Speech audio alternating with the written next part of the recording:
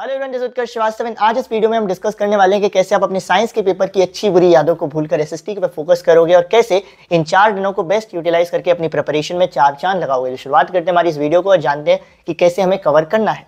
अब वैसे तो ये कहा जाता है कि हर बंदे को अपनी स्ट्रैटेजी खुद बनानी चाहिए, लेकिन स्ट्रैटेजी जब हम बनाते हैं तो कुछ चीज़ें ऐसी होती हैं जो हर बंदा सेम तरीके से फॉलो करता है। हम उन्हीं चीज़ों के बारे में इस वीडियो में बात करने वाले। देखो, एसएसटी का सिलेबस बहुत सिंपल है, कोई कॉम्प्लिकेटेड नहीं है। 4 सब्जेक्ट, चारों सब्जेक्ट से 20-20 नंबर का आना है। एंड मैं हमेशा एक एडवाइस देता हूँ कि बोर्ड एग्जाम के टाइम पर जो गैप डेज होते हैं उनमें पहले उन चीज़ों को कवर करो जो आसान है और जो स्कोरिंग है। इससे क्या होगा, तुम्हें कॉन्फिडेंस मिल जाएगा शुरुआत में कि चलो भाई इतना तो प्रिपेयर हो गया। उसके बाद जो थोड़ी डिफिकल्ट चीज़ें हैं उनको एंड के लिए रखो, क्योंकि एंड में जो प्रेशर होता है ना पेपर का, वो तुम्हें कुछ भी याद करा देता है, कुछ भी समझा देता है। तो जो डिफिकल्ट चीज़ है या डिफिकल्ट सब्जेक्ट है उसको एंड के लिए रखना है और आसान को हमें पहले कवर करना है। तो एसएसटी को प्रिपेयर करेंगे कैसे, क्या रिसोर्स फॉलो करेंगे, सबसे पहले जानते हैं रिसोर्सेज के बारे में। बेसिकली 2 रिसोर्स इनफ है। 2 रिसोर्स कौन कौन से? एनसीईआरटी जो आप सबके पास होगी और नोट्स। अब नोट्स किसके? मेरे या किसी भी प्लेटफॉर्म के कहीं के भी नोट्स आपके पास है जो आपने साल भर फॉलो किए हैं। आप उन नोट्स की मदद से और एनसीईआरटी की मदद से अपनी प्रिपरेशन 100% अच्छे से कर सकते हो। बेसिकली आपको करना क्या है, एनसीईआरटी की रीडिंग नहीं मारनी है, आपको सिर्फ अपने नोट्स की रीडिंग मारनी है, वहाँ से याद करना है।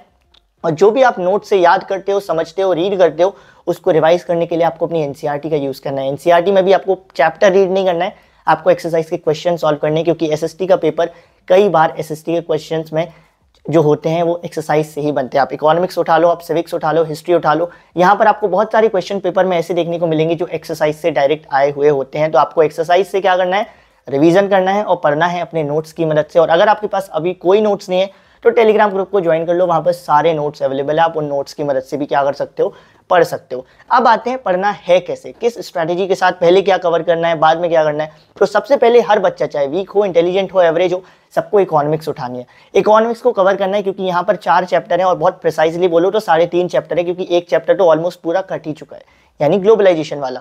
तो 3.5 चैप्टर को आपको कवर करना बहुत आसान है। यहाँ से 20 नंबर का आएगा। इसको कवर कैसे करोगे? नोट्स से कवर कर सकते हो, मेरी एक 1 शॉट वीडियो है उससे कवर कर सकते हो। 30-35 मिनट की वीडियो है, उससे पूरा आपको इकोनॉमिक्स समझ में आ जाएगी और आपका इकोनॉमिक्स तैयार हो जाएगी। और आपको क्या कैसे चेक करना है कि आपकी कवर हुई या नहीं हुई, एनसीईआरटी के एक्सरसाइज क्वेश्चंस पर जाना, उनको देखना। अगर वो तुमसे बन रहे हैं इसका मतलब तुम्हारी पूरी कवर होगी, और नहीं बन रहे हैं इसका मतलब अभी भी कुछ कमियां बाकी हैं। तो सबसे पहले हर बच्चे को, चाहे वीक हो, इंटेलिजेंट हो, एवरेज हो, उसको इकोनॉमिक्स करनी है। उसके बाद फिर आपको अपनी स्ट्रैटेजी खुद फॉलो करनी है।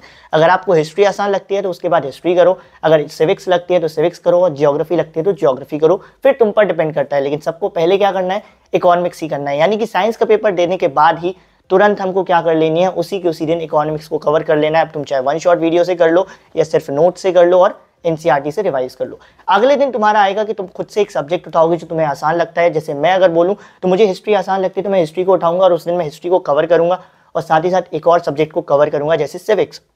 बेसिकली तुम्हें अपने दिन को 2 पार्ट्स में डिवाइड करना है। पहला पार्ट दिन के 12 बजे होने से पहले और दूसरा पार्ट 12 बजे के बाद। तो बेसिकली इसको इस तरीके से देखो कि 12 बजे के पहले मुझे एक सब्जेक्ट निपटाना है और 12 बजे के बाद मुझे एक और सब्जेक्ट निपटाना है। ये डिफिकल्ट है लेकिन अनअचीवेबल नहीं है, इसको अचीव किया जा सकता है। तो हमें क्या करना है, एक्स्ट्रा एफर्ट्स डालने हैं ताकि हम इन चीज़ों को अचीव कर पाए। जब हम इतना बड़ा गोल बनाकर रखेंगे, अगर हम एक दिन में 8 चैप्टर का गोल बनाएंगे और अगर 6 भी कर लेते हो तो ये भी बहुत बड़ी अचीवमेंट हो जाएगी। तो हमको बेसिकली क्या करना है, 2 मार्च को पेपर देकर आकर इकोनॉमिक्स कवर करनी है, 3 मार्च को हिस्ट्री और सिविक्स साथ में उठानी है। दोनों के मिलाकर कितने चैप्टर्स है, बहुत ही एग्जैक्ट बोलूँ तो 9 चैप्टर्स हैं। और एग्जैक्ट बोलूँ तो हिस्ट्री का 1 चैप्टर तो कुछ है ही नहीं, क्योंकि उससे भी पूरा कटा हुआ है। तो सिर्फ और सिर्फ 8 चैप्टर्स है। 8 चैप्टर्स एक दिन में हो सकते हैं, क्योंकि आप पहली बार तो नहीं पढ़ रहे हो ना, अब तो आप रिवीजन कर रहे हो, एक बार आप पढ़ चुके हो, प्री बोर्ड्स दे चुके हो। तो 3 मार्च को आपको क्या कर लेना है, हिस्ट्री और सिविक्स को कंप्लीट कर लेना है। 4 मार्च ज्योग्राफी, जहाँ पर 6 से 7 चैप्टर्स हैं, आराम से उनको करो, बड़े ही आराम से, कोई रोक टोक नहीं। पूरा दिन तुम ज्योग्राफी को दे दो, कोई दिक्कत नहीं। अब इस पूरे में मैप वर्क कहाँ गया, मैप वर्क तो कहीं खो गया। तो मैप वर्क की शुरुआत तो तुम्हें उसी दिन से कर देनी है जिस दिन तुम्हें स्ट्रैटेजी वीडियो देखोगे। स्ट्रैटेजी वीडियो के तुरंत बाद तुमको एक वीडियो मिल जाएगी मेरी मैप वर्क की, जहाँ पर मैंने ट्रिक्स बताई हुई हैं कैसे मैप वर्क को याद करना है। और तुम उस मैप वर्क की वीडियो को देखना। और जैसे डॉक्टर बोलता है ना कि सुबह दिन शाम 3 टाइम दवाई लेनी है, ऐसे ही मेरी एक सिंपल सी एडवाइस है, 2 मार्च से ही हर रोज 2nd, 3rd, 4th, 5th and 6th, यहाँ तक कि 7th तक पेपर में जाने से पहले भी 3 टाइम क्या करना है, हर रोज मैप वर्क सॉल्व करना है। मैप वर्क के लिए पीडीएफ तुमको उसी वीडियो में मिल जाएगी जिस वीडियो में मैंने मैप वर्क कवर किया है। तो वहाँ पर बहुत अच्छी ट्रिक्स है, तुम उन मैप वर्क को देख सकते हो। और वहाँ बताया भी हुआ है कि कैसे तुमको मैप वर्क कवर करना है, कौन कौन से मैप वर्क सबसे इंपॉर्टेंट है जो 110% पेपर में आएंगे ही आएंगे। तो इस तरीके से तुम क्या कर लोगे, 4 मार्च तक अपनी SST को कवर कर लोगे विथ मैप वर्क। अब तुम्हारे पास 5th और 6th है जहां पर तुम्हें क्या करना है, रिवीजन करना है।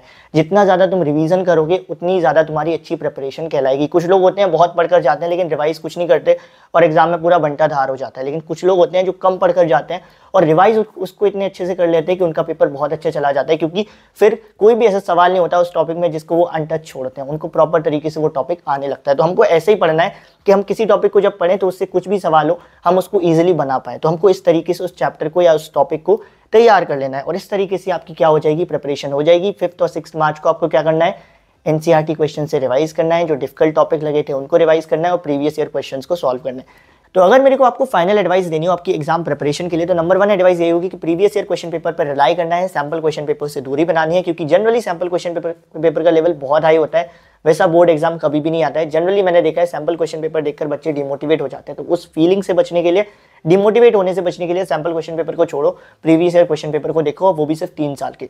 नंबर 2 एडवाइस, कोई भी नया मटेरियल नहीं उठाना है, सिर्फ NCERT और नोट्स इनफ होंगे। नोट्स कहाँ से मिलेंगे, किसी भी प्लेटफॉर्म पे मिल जाएंगे, कहीं ना मिले तो अपना टेलीग्राम ग्रुप तो है ही, वहाँ पर ज्वाइन करो और वहाँ पर तुम्हें सारे नोट्स मिल जाएंगे। नंबर 3 चीज़, कुछ ना कुछ दिन भर में ऐसा जरूर करते रहना है जिसमें तुम्हें मजा आए, जिसमें तुम्हें रिलैक्स फील हो, क्योंकि ऑब्वियसली पढ़ाई में मजा नहीं आ रहा होगा तो इस दौरान हमें क्या करना जरूरी है, कोई एक ऐसी एक्टिविटी करना भी जरूरी है जिसमें तुम्हें मजा आता हो। जैसे मुझे क्रिकेट खेल के आता होगा, आपको सिंगिंग करके आता होगा, आपको डांसिंग करके आता होगा, तो आपको वो एक्टिविटी जरूर कर लेनी है ताकि आप थोड़ा सा रिफ्रेश फील करो, एनर्जेटिक फील करो और वापस से जब पढ़ाई पर बैठो तो आपका मन भी लगे। तो इस तरीके से आपको एग्जाम की तैयारी करनी है और इस तैयारी के बाद बिलीव मी, अगर आप इस तरीके से स्ट्रैटेजी को फॉलो करते हो और हमारी वीडियोस को देखते जाते हो, बिलीव मी आपकी प्रिपरेशन बहुत तगड़ी हो जाएगी। वो भी सिर्फ 5th मार्च पे आप बोलोगे कि आपकी प्रिपरेशन कंप्लीट हो चुकी है, बहुत तगड़ी हो चुकी है। तो मिलते हैं हमारे नेक्स्ट वीडियो में एक बड़ी प्यारी से टॉपिक के साथ, एक बड़ी प्यारी सी वीडियो में। तब तक के लिए ऑल द बेस्ट एवरीवन, बढ़िया से प्रिपेयर करो। Thank you.